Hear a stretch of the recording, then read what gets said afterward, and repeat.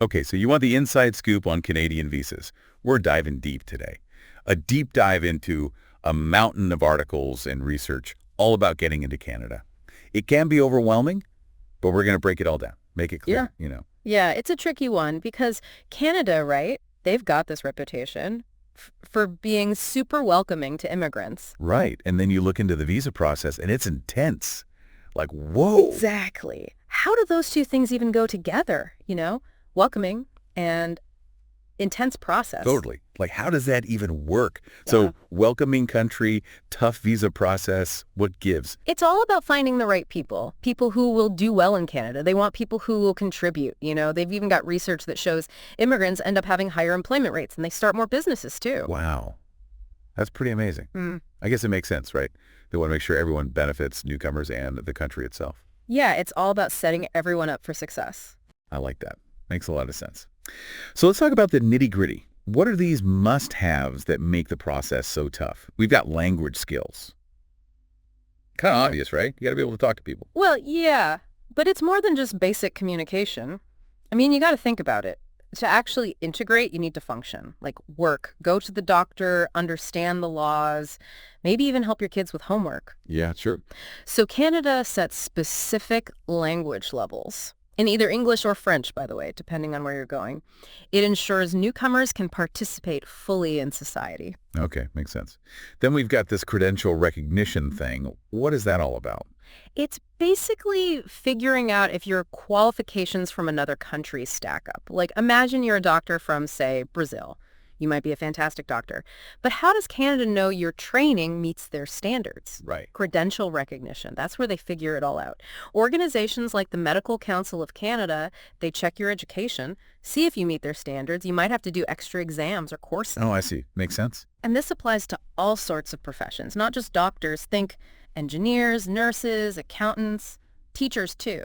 Wow. So you can't just show up and be like, hey, I'm a brain surgeon, trust me. Yeah. And on top of all this, they're also looking for relevant work experience, aren't they? Oh, definitely. It proves you have real-world skills, shows that you're ready to work right away, and it helps predict if you'll be successful in the Canadian job market. Okay. Yeah. And it's got to be the right kind of experience, too. It has to line up with the skills you claim to have. Makes sense. Yeah. And what about the proof of funds? Ah, yes. Proof of funds. That's to make sure you can support yourself. And any family you bring along, while you get settled in Canada, it's about showing you can cover the essentials. Rent, food, transport, that sort of thing. It shows that you're not going to be a burden on the system right away. Right. It's not about being rich. It's about being independent. I get it. Exactly. And then there's the medical exam and police certificates. Yeah, that's pretty standard, right? To make sure everyone is healthy and safe. Exactly. A clean bill of health. Every country wants that. And the background checks are about safety. For everyone involved, these are must-haves. No way around them. Right, right. Makes sense. Okay, so we've covered the main requirements. Let's dive into the express entry system now. This points-based system. What makes it so unique? Well, think of it like a big scorecard. You rack up points for all sorts of things. Age, how much education you have, your work experience, language skills, even if you've got a sibling who's a Canadian citizen. Wow, that's detailed. Yeah, it's pretty comprehensive. And basically, the more points you get, the better your chances of getting invited to apply for permanent residency. So it's not just about checking off the boxes. It's about being competitive. Yeah. Is there like a magic number of points Yes. that guarantees you'll get in? Huh. I wish it were that simple. The score you need, it changes all the time. Depends on what's happening in the job market and things like that. Right now, it's hovering around the mid-400s, out of a possible 600. Oh, wow. That's a lot of points. Yeah, but remember, you're not just competing with everyone else. It's more about whether you've got what Canada needs. It's more like they're trying to put together the ideal mix of people, to contribute to Canadian society. That's fascinating. It's like building the perfect team. We've got some info here about visas that are known to be extra challenging. Let's talk about those. Self-employed and entrepreneur visas.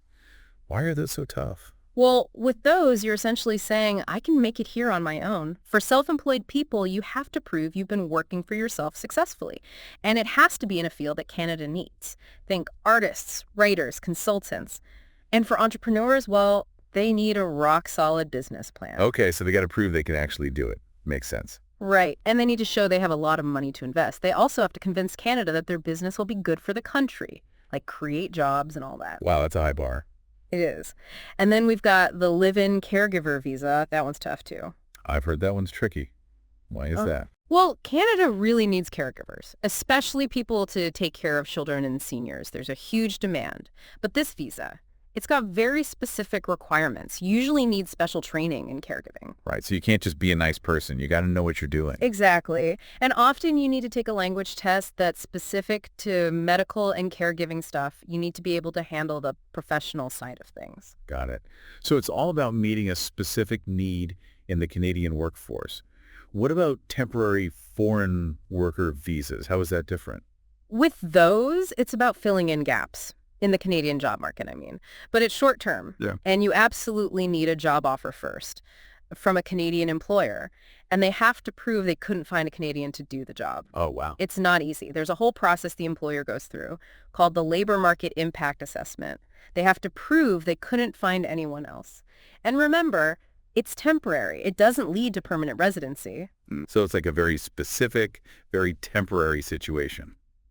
After learning all this, it's clear that getting a Canadian visa is no easy feat. Nope, not at all. It's complicated for sure. Lots of moving parts. It's definitely a good idea to get some help, like from an immigration lawyer or consultant who specializes in Canadian visas. They can guide you through it all, make sure you understand everything, and avoid making expensive mistakes. Yeah, that's good advice. So the takeaway is Canada wants immigrants, but they're picky. They want to make sure people can thrive and contribute. Exactly. It's a balancing act, really, and it's something a lot of countries deal with. It makes you think, though, doesn't it? About. If you were designing an immigration system, what would be your top priorities? How would you balance being welcoming with having responsible policies? It's tricky. Yeah, that's a great question. Lots to think about there. Thanks for helping us break all this down. And for those of you listening, keep that question in mind. It's something to consider as you explore your own journey to Canada.